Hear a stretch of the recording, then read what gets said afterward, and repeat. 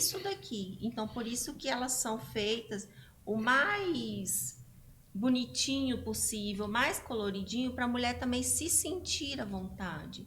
Eu já atendi pessoas que não tiveram coragem de pegar. Que eu falei assim, toma, pega, vê, olha. Não, então assim, você imagina se eu tivesse uma vulva que fosse, vamos dizer assim, a réplica de uma verdadeira ou um pênis que é uma réplica de um verdadeiro. Então a gente tem que trabalhar com esses recursos um pouco lúdicos, que eu acho essa daqui bem legal, assim, porque ela tem os pontinhos e fica bem engraçadinho, assim, tem os pelinhos, né? Então assim fica bem bonitinho. Muito bom, isso aí, apresentação perfeita. E inclusive eu vou chegar em casa e vou rever esse podcast todo. E acho Do zero, pontinho, hein? vou, com certeza. Foca no pontinho. Vou procurar, da próxima vez vou ir no certeiro. Isso mesmo. Eu tô anotando, eu tô falando com você que meu computador aqui tá cheio de anotação. E eu gosto de podcast, sabe por quê? Toda vez que eu aprendo alguma coisa.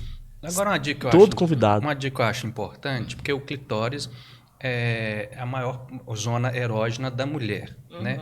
Um detalhe interessante para os homens, nunca vá direto no clitóris. Explore outras áreas erógenas primeiro, entendeu? Para a mulher ir sentindo ali a tensão sexual, entendeu? Para depois chegar no clitóris. Porque ao fazer isso, muito provavelmente, ela vai chegar no orgasmo simplesmente, né, através dos estímulos iniciais ali. Então, primeiro explore todas as outras zonas erógenas. Zonas erógenas, tipo, pode ser os seios, né? Aí você vai procurar na mulher onde ela sente prazer. Aí depois... Porque tem muito homem... clitóris é a área de mais prazer da mulher. Ele já vai direto. Não, não é assim. Aí vão trabalhar a ansiedade desse homem também, que já quer chegar no ponto, né? Tipo assim, que é igual a gente fala a questão da penetração.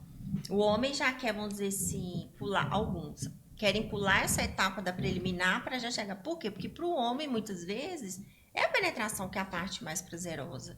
Então, assim, querem pular essa etapa e já ir para o finalmente. Que é igual eu falei, vamos voltar a aprender a fazer o básico.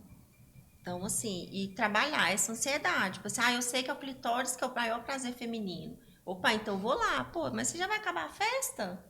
Vamos, né? Vamos divertir e tal. Vamos usar... A gente tem vibrador, a gente tem as cartinhas que você Tá aqui gostou. também, cadê elas? As cartinhas tá aqui, ó. Aqui, as cartinhas. Pô, essa cartinha aqui é bacana, rapaz. Você tá doido. Olha o tanto de carta que tem. Vamos explorar. Cada uma aqui é uma cartinhas. posição diferente ou não? É o Kama Sutra todo. Essa aqui é uma cartinha do Kama Sutra. Mas tem muita posição assim? Eu acho que eu não fiz nem 10 desse aqui. Então, vamos brincar, vamos... Né? Vamos explorar muita coisa do que, tipo assim, já vou chegar no... Acabou, e aí? Não, ele tem graça, né? Tá, e depois eu vou fazer o seguinte, eu vou pegar um bolinho aqui, vocês vão escolher, vocês vão ver as posições que tá aqui, vocês vão escolher as duas melhores que vocês acham, tá? Vou pegar um bolinho, vou te dar, vai ser depois, vamos embaralhar direitinho, nós vamos fazer essa brincadeira aqui. Tá? Então isso aí vai ser bom pro pessoal. Eu não, né? Acredito que vocês indicam o pessoal comprar isso aqui, né? Isso aqui é muito bom, tá, gente? Inclusive, eu tenho um baralho meu, né? Que eu criei, né? Que chama Surpresas Eróticas, né? Que ele é baseado basicamente nessa situação que a Kelly falou, e que é de você explorar o momento inicial, você criar um clima mais gostoso. Então, acho que tudo isso, porque aquilo que a gente mencionou, sexo é brincadeira entre adultos.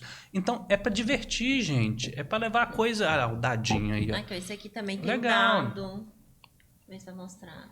Olha o dadinho. Tem o dadinho, que tem várias posições, que aí vocês podem jogar e ver qual posição que vocês querem. Então, assim, tem muita opção. Ao invés de inclusive, tem joguinhos de tabuleiro, tem um monte de coisa. O problema é que as pessoas levam sexo muito a sério, gente. Sexo não é para levar na seriedade. Sexo é para o casal brincar, se divertir, relaxar. Então, criar assim, intimidade entre o casal também. Porque o sexo, para além do prazer, ele cria intimidade entre o casal, sintonia entre o casal.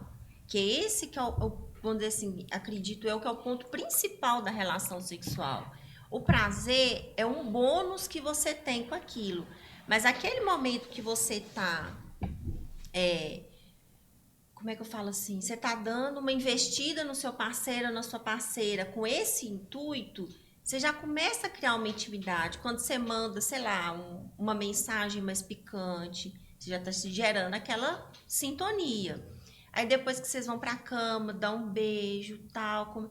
Então aquilo ali, querendo ou não, aproxima o casal.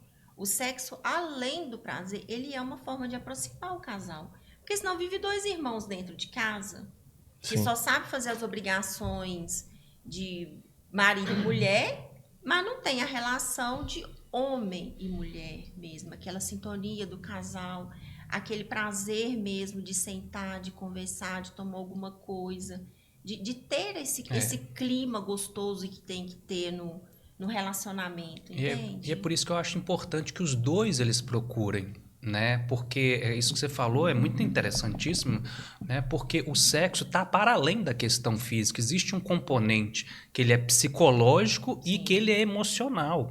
Então, por exemplo, não é só a mulher não pode ficar esperando só o homem procurar. Entende? Ela também tem que procurar o homem, porque o homem também sente esse desejo, essa vontade, né, de se sentir desejado. E sabe uma coisa interessante, assim, cara, eles falam que depois que casa acabou o sexo, é verdade isso aí? Se depois que casa, estatisticamente falando, se você gosta muito de sexo, não case. Se o seu objetivo é ter uma vida sexual muito, muito, muito intensa, não case. Por quê? Porque casamento é muito mais do que sexo. Né? Tem cumplicidade, companheirismo. Então, é um aliás, vamos falar relacionamento. Né? Relacionamento, ele tem uma série de coisas. Né? Então, ou seja, o casamento em si, se ele for baseado só no sexo, ele fracassa. Ele tem que ter outros elementos. Como admiração pelo outro, prazer de estar com o outro, prazer de conversar, prazer de fazer coisas juntas. Se não tiver isso, vai por água abaixo. Por quê? Porque é uma tendência natural, Miguel, ao longo do tempo, principalmente em relacionamentos longos, a vida sexual, ela diminui a frequência. O nome disso chama efeito Coolidge, né? Que é justamente essa situação em que perde-se um pouco do interesse inicial, né, em relação ao sexo. Então é muito comum casamentos assim de longa data e tipo assim, então não vai transar do mesmo jeito que transava quando namorava. A coisa vai diminuir mesmo. Lógico que não pode diminuir a 0, a 1, né?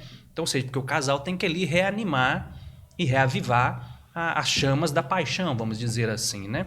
E as pessoas acreditam também, só te interrompendo rapidinho, que as pessoas elas precisam entender essas mudanças que vão acontecendo. Por quê? Porque quando a gente está namorando, quando a gente conhece uma pessoa, a gente entra na fase da paixão, que tudo é intenso, é prazeroso. Gente, a paixão é uma coisa maravilhosa, é tesão à flor da pele. Mas depois que vem o amor, aquilo fica aquela calmaria, que é quando a gente está num casamento. Então, na calmaria, o sexo não vai ser igual era na paixão. E outra questão também, no casamento a longo prazo, ou no relacionamento a longo prazo, você já sabe como que muitas vezes o parceiro funciona. Não tem muita surpresa naquilo. E o que é interessante, assim, o que é excitante, aliás, é o diferente, é o novo. Quando eu transo com uma pessoa que é nova, isso me excita, isso é excitante. Quando eu já sei que eu vou transar com meu parceiro, que já tem, sei lá, 10 anos que eu tô com ele, eu já sei tudo que aquela pessoa vai fazer, qual que é a posição, qual que é isso, qual que é... Você, preguiça. Então, assim, é lembrar que vai ter fases ali e que ambos, igual o Carlos falou, ambos vão ter que correr atrás para fazer aquilo funcionar. E o casamento, ele não é baseado só em sexo, porque se for só em sexo, a gente tá vendo aí um monte de divórcios, né? É baseado no companheirismo, é estar junto, é querer ter uma pessoa ao lado, porque senão fica solteiro e vai pegar todo mundo mesmo. Né? Ser solteiro, né, Carlos? E o que eu acho interessante é o seguinte, um pianista, ele não precisa trocar de piano para tocar várias músicas. Então, necessariamente, o homem também, ou a mulher, não precisa ficar trocando de parceiro para ter outros tipos de prazer. Essa aí também foi Você boa. Entendeu? Não precisa. Então, o que falta, às vezes, nas pessoas é entender o seguinte, qualquer área na vida, se você quer que ela funcione bem, você tem que dedicar tempo de qualidade. E o que a gente observa, eu pessoalmente observo muito isso na clínica, a Kelly também deve observar, as pessoas têm uma certa preguiça né, de investirem tempo na vida sexual, porque elas acreditam numa mentira que é a seguinte: eu amo fulano, fulano me ama e a gente vai ter uma vida sexual incrível. Não é assim que funciona. A vida sexual depende basicamente de investimento de tempo de qualidade. É fazer o quê? Fazer surpresas. É, por exemplo, a mulher de vez em quando ir lá comprar uma lingerie diferente, né? Esperar o homem na cama numa posição, né, que geralmente não é a costumeira. É ir jantar, por exemplo, num lugar fora e depois ir para um lugar diferente. Enfim, então quando o casal faz isso, né, o cérebro fica ainda com dopamina, né? Ou seja, eu vou continuar vendo aquela outra pessoa, né, como alguém erótica para mim, né? Então é necessário os casais compreenderem isso. Gente, amor é uma coisa e tesão é outra. Então, se você quer manter o tesão ativo no seu relacionamento, você tem que investir em novidades. Essa é a regra. Não tem como fugir disso, entendeu? Porque o que mantém o tesão alto é essa coisa da expectativa, que nem a Kelly falou, né? Você está lá no serviço, aí né, no caso dela, o marido mandou uma mensagem meio, né, picante, ela já fica ali com a imaginação, né? E assim vai. É isso que funciona. Agora, quando os casais perdem isso, aí eles entram naquela situação que a Kelly falou, aí fica dois amigos. A gente não tem tesão por amigo, né? Geralmente, por irmãos, né? Aí fica dois irmãos na mesma casa. Entende? Então, existe isso. Então, é por isso que eu falei no começo. A gente precisa entender como é que funciona a sexualidade humana. A sexualidade humana funciona desse jeito. Se você quer ter uma vida sexual incrível, você e a sua parceira têm que determinar o seguinte: olha, tudo bem, como que nós vamos planejar a nossa vida sexual? Né? O que nós vamos fazer?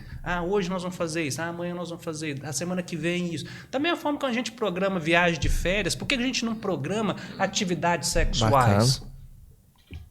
Esperar que as coisas vão acontecer do acaso e eu vou ter uma vida sexual incrível. Não funciona. Mas é o que eu falei, isso acontece porque as pessoas têm esse mito de achar que, já que eu amo, minha vida sexual vai ser incrível. Não, tem muita gente aí que ama com a vida sexual uma porcaria.